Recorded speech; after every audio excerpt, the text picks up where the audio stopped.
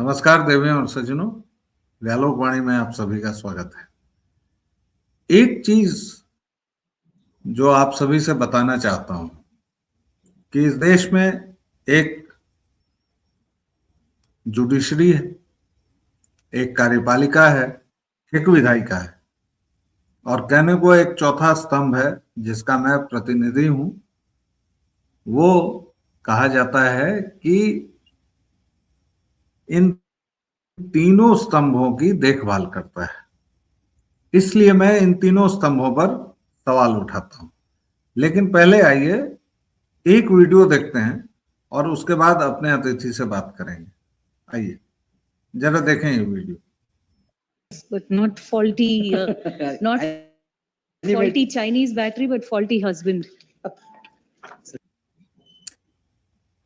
ये पूरा वहां से खत्म हो गया, लेकिन जरा इसे शुरू से देखते हैं। No, that's not the. There was a rally was happening by Hindu organization. That area is dominated by Muslim people. So please see the FIR. Please see what is stated in the FIR. None of this is stated in the FIR. Please see what they state in the FIR. This is a matter to be stayed. No, it's not just stayed. There are many legal issues. Now I am under constant threat of interference. You don't stay. I will just show your lordships. Just please see. No, Please see the this drone. Very interesting legal issue here. 36. It's a thermocol drone, a lightweight research prototype thermocol drone which weighs around 6 kg. Not it was operated by a Chinese battery. So we have a premises leased in Dodbalapur, which is around 19 acres. So that premise is used for research and testing purposes. We have licenses from the DGCA. Not we supply to our end users are the Indian Army. Our drones are displayed at Republic Day parades. Not we are carrying out R&D testing on a regular basis for the last 4 or 5 years. Constantly, there'll either be a forest official or a police official who will threaten, how are you flying? What is your permission? Under Rule 42 of the drone rules, if I'm operating my drone under an R&D license in a green belt area and under my own premises, no one else except the DGCA has jurisdiction to enter into.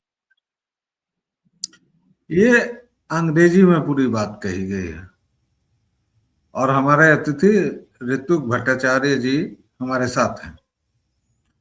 क्या मामला है भाई साहब, ये हिंदी में समझाइए इसे, और अगर बंगाली में समझा सकें तो वो भी समझाइए जी।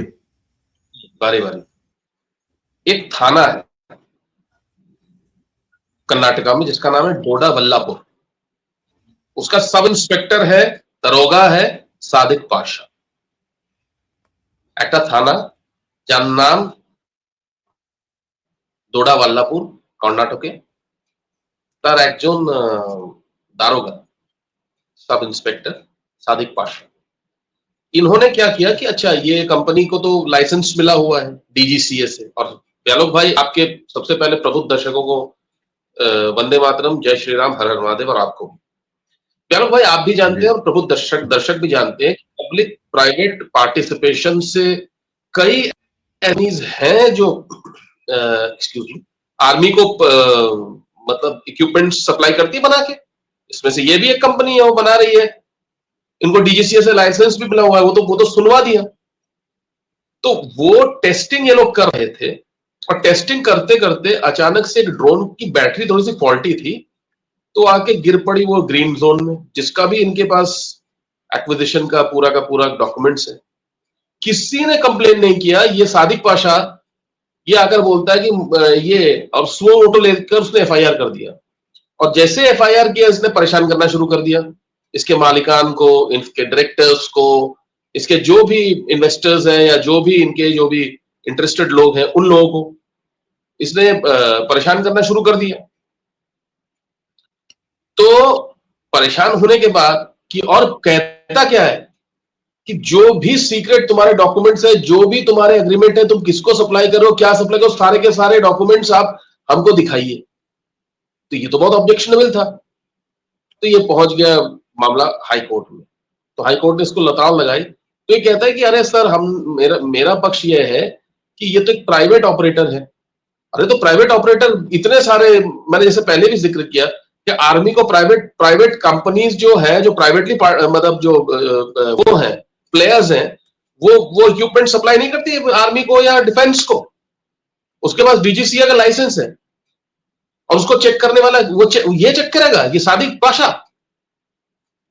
आप सोचिए इस तरह के ट्रोजन हॉर्स हमारे पूरी सोसाइटी में हर एक महकमे में घुसे हुए हैं। हमको कितने सावधान रहने की जरूरत है। मुझे तो जरा बंगाल चलते हैं। 5,374 करोड़ मदरसों को दिए गए, 23 करोड़ साइंटिफिक रिसर्च पर, और कर्नाटक में ही है। कैसे, क्या समझे, कैसे समझे? दादा जब वो 1946 में डायरेक्ट एक्शन डे हुआ था और उसके बाद जब रजाकारों ने जब सशस्त्र वहां पर विद्रोह किया था, उसमें कम्युनिस्ट भी शामिल थे, उसमें रजाकारों की फौज में तो हुती भी शामिल थे, और हमारे फर्स्ट वर्ल्ड वॉर में शामिल जितने भी मुस्लिम सोल्जर्स थे, सिपाही थे, वो सब शामिल थे उसमें भी और इधर डायरेक्ट एक्शन डे में भी। बोलिए अगर मैं गलत बोल रहा हूं तो मैं बार बार कह रहा हूं कि ये ट्रोजन हॉर्सेस पूरे देश में फैले हुए इन सब लोगों की इंक्वायरी होनी चाहिए। 774 करोड़ का अगर ये दिया जा रहा है इन लोगों को साइंटिफिक रिसर्च के लिए, काय का साइंस? धरती चपटी है, इसका साइंस? एक मोहम्मडन मिनिस्टर ने कहा कि उसी मदरसे से अबुल कलाम भी निकले थे।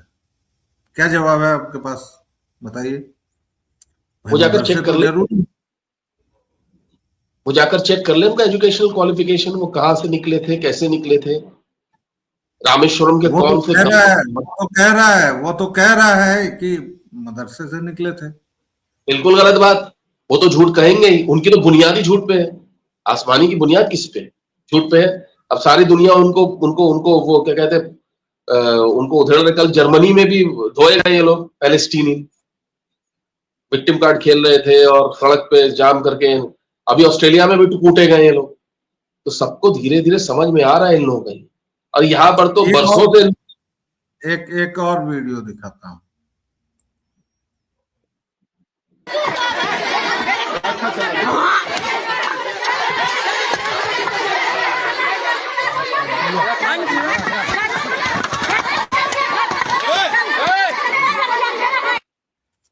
ये देखिए, मतलब ये बाकायदा एक मंदिर बन रहा है रानीगंज में, और इसमें कौन लोग इसको रोक रहे हैं, इसको जरा देखना चाहिए।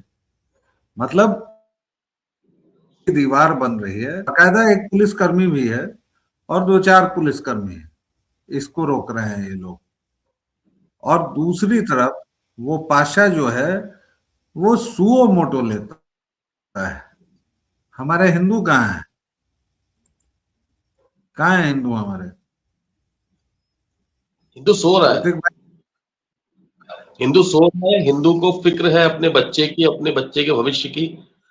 उसको ये नहीं दिख रहा है, दूरदर्शी नहीं होते ना हिंदू, उसको ये नहीं दिख रहा है कि अगर कल को अगर हमको बच्चे का भविष्य सुरक्षित करना है तो हमें आज सड़क पे उतरना ही पड़ेगा। कमर में जिसको कहते हैं ना कि मतलब जिसको कहते हैं कि हमारे यहाँ पर बोलते हैं कि कोमर बेधे नामते हो, मतलब कमर कस के उतरना पड़ेगा उसको। वो नहीं उतरेगा तो उसका बच्चा भुगतेगा और थूकेगा हमारे नाम पे, हम सबके नाम पे थूके। तो समझ में नहीं आ रहा इतने हम मतलब सुषुप्त कैसे हो गए। एक और फोटो दिखा रहा हूँ, एक और फोटो दिखा रहा हूँ। ये लोग तो शायद गिरफ्तार भी हो गए जिन लोगों ने किया था। जी हाँ, वो तो खैर गिरफ्तार हो गए, लेकिन मैं आपको ये फोटो दिखाना चाह रहा हूँ। ये देखिए, 4 धाम में मुस्लिमों की एंट्री बैन। ऐसे बनाएंगे आप सेकुलर देश? संविधान तो सेकुलर है, संविधान तो कहता है। ये सब क्या हो रहा है इस देश में? गांधी और नेहरू के देश में ये सब क्या हो रहा है?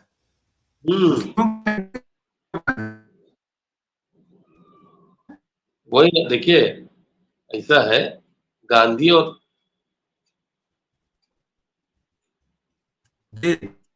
बताएं प्लीज। जी, गांधी और नेहरू के देश में इतने सेकुलर देश में आप मोहम्मडन के आने पर रोक लगा देंगे? क्या मामला है ये? नहीं, ये तो उत्तराखंड में तो गैर हिंदुओं के प्रवेश पर निषेध कर, मतलब प्रवेश निषिद्ध कर दिया गया है। तो मेरा तो कहना है वो ऑलरेडी होना ही चाहिए। हमारे यहाँ पर तो भाई बॉलीवुड को देखकर हमारे यहाँ पर तो मतलब मज़ारों में चादर चढ़ाने के, वो भी हुआ अजमेर के चिश्ती दरगाह। मुझे बोलते हुए शर्म आती है कि जब मैं छोटा था मेरे माता-पिता भी गए थे। मैंने कहा था कि आप लोगों को और कोई काम नहीं मिला था वहाँ पर जाने के अलावा? आप लोगों को पता नहीं है वहाँ का इतिहास क्या है? मैं खुद कह रहा हूँ इस चीज को स्वीकारोक्ति मेरी तरफ से है। और मैं मुझे जब बाद में पता चला, क्योंकि मैं तो बहुत छोटा था, शायद 3-4 साल बरस की उम्र रही, क्या याद रहा होगा। बड़े गौरवान्वित होकर ये लोग बोलते थे, ना आपको शर्म नहीं आती? मैंने तो पढ़ा हुआ है। और उस वक्त नया नया वो अजमेर का वो क्या कहते हैं, वो केस भी हुआ था सोफिया कॉलेज का। वो लगभग चल रहा था, 93-94 की बात है, तब वो दवा भी नहीं था, वो तो दवा जाकर 97-98 में जा। मैंने कहा आप लोग 92 से शुरू हुआ था और 97 तक चला था।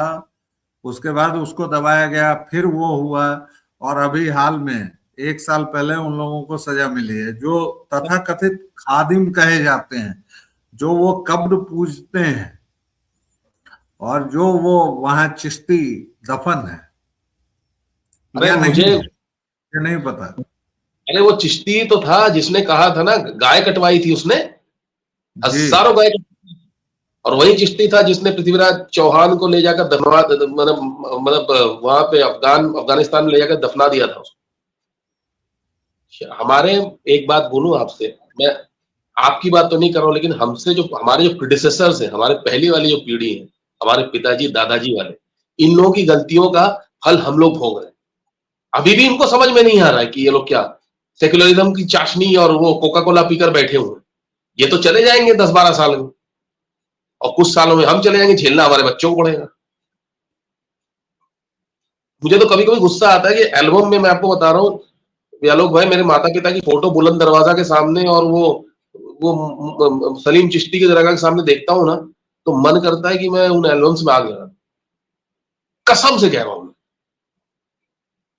जब से रहस्य का उद्घाटन हुआ, वो ताजमहल के सामने देखता हूँ, किसी की भी फोटो देखता हूँ, अपनी भी देखता हूँ बचपन की, तो मुझे बहुत गुस्सा आता है। मन करता है कि भाई ये कौन सा बड़ा पाप, परोक्ष हो या अप्रोक्ष हो, हमसे हुआ। मैं आगरा में 4 साल रहा, मैं आज तक ताजमहल नहीं गया। मैं दिल्ली में 17 साल रहा, मैं आज तक लाल किले नहीं गया, जामा मस्जिद नहीं गया। उस इलाके में गया तो भी मैंने इन जगहों पर जाने का पाप नहीं किया। लेकिन ये हिंदू कब जागेगा? मेरे जी बोले। नहीं, मैं आपसे पूछ रहा हूं कि हिंदू आखिर शत्रुबोध और मित्रबोध कब समझेगा? अरे स्वयं बोध नहीं है, शत्रुबोध मित्रबोध तो छोड़ ही दीजिए आलोक भाई, स्वयं बोध नहीं है। हम लोग लखनऊ घूमने गए थे, वहां पर जितने भी मतलब बने हुए हैं, बड़ा इमाम बड़ा, छोटा इमाम बड़ा, और वो बेगम हजरत महल, ये सब वो सब हिंदुओं का बनाया हुआ है। वो वाजिद शाह की जो वहां पे का महल है, उसमें सारे के तो वो फूल और मोटिव सारे, ऐसा लग रहा है कि वो हिंदुओं का घर था। जब मैंने पूछा, मैं पूछने लगा, तो वो लोग आए बाएं साए देख रहे थे, तो मेरी पत्नी इतनी डर गई, बोले अरे यार तुम मुसलमानों के इलाकों में आकर इस तरह से बोल रहे हो, सबको पता है अंदर अंदर, फिर भी क्यों झंग दंगा कर रहे हो? मुसलमान इलाका हिंदू इलाका क्या होता है भाई? जो सच है वो दिख रहा है नंगी आंखों से, समझ में नहीं आ रहा है तुम्हारे?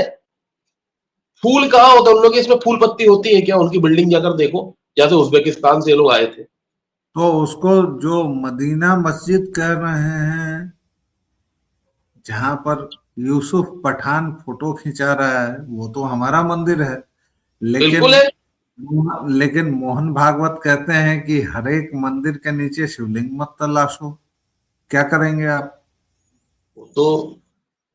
वो तो भाई साहब, वो तो आजकल सलमान खान के साथ उठ बैठ रहे हैं। क्या उसको क्या घर वापसी कराने का इरादा है? अगर है तो अच्छी बात है, हम तो खोजेंगे भैया, क्योंकि यहाँ जितने तमाम वो मस्जिद बने हुए मस्जिद है नहीं। क्यों योगी बाबा, क्यों फिर संबल वाला वो काम कर रहे, उसमें सफाई क्यों कर रहे हैं फिर बाबा? उनको भी रोको आप, उनको रोकने की हिम्मत है आपकी? 30,000 मंदिर दफन हैं, जिनके ऊपर जस्ट रंगो रोगन और पच्चीकारी की गई है। हमें वो 30,000 मंदिर चाहिए।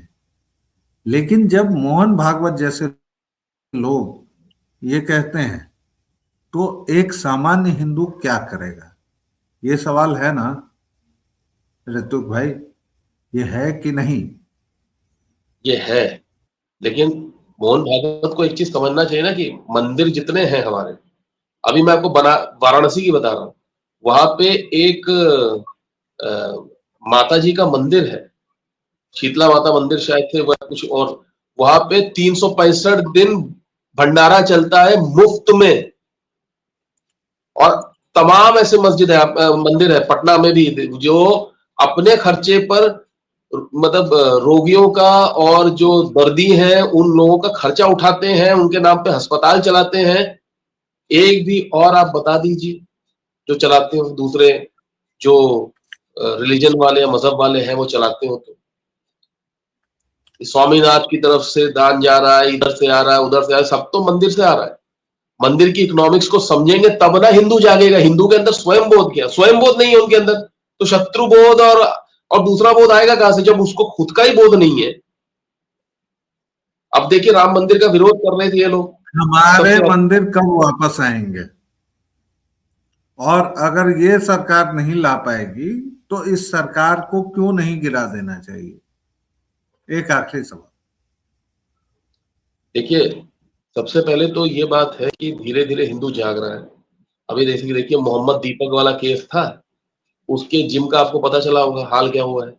150 थे, 150 से 10 आ गए। लेकिन स्वरा भास्कर तो आ गई हैं सपोर्ट में, और हाँ, तो स्वरा करें ना। भास्कर अगर आ गई हैं, एक सेलिब्रिटी अगर आ गई हैं, तो ये लोग तो उसको जिंदा रखेंगे। और यही बात मैं कहता हूं कि कम्युनिस्टों से, मोहम्मडन से और ईसाइयों से सीखनी चाहिए कि उसने एक मोहम्मद दीपक अपना नाम रखा, तो स्वरा भास्कर जैसी सेलिब्रिटी आ गई है कि भाई हम लोग उसकी नेमत लेंगे, हम लोग उसके सदस्य बनेंगे। जबकि वहां के हिंदुओं ने 90% ने उसका साथ छोड़ दिया। हम एक हिंदू के तौर पर क्या सोचते हैं? कब जागेंगे? आखिरी कमेंट। आलोक भाई, पहली बात तो यह है कि स्वरा भास्कर हिंदू नहीं है। दूसरी बात यह है कि स्वरा भास्कर